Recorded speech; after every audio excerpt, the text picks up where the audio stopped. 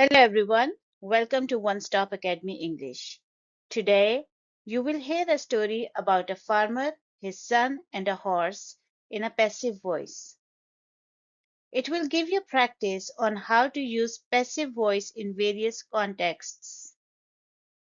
While I tell the story, you should look for the sentences in passive voice. I will show you those sentences in color green. So let's start. The classic Chinese story involves a farmer and his son encountering a horse.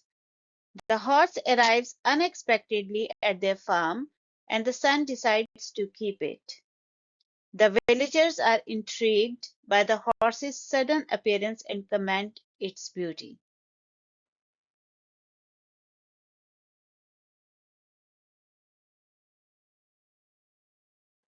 While riding the horse, the son falls and injures himself severely.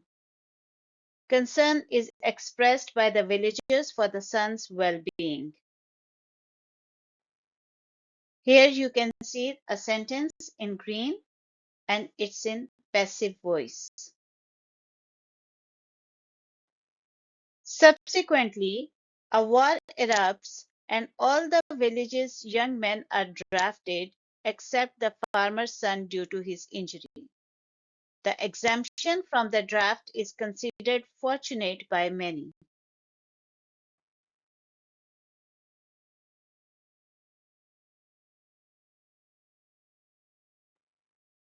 Throughout these events, the farmer and his son are closely linked to the fate of the horse.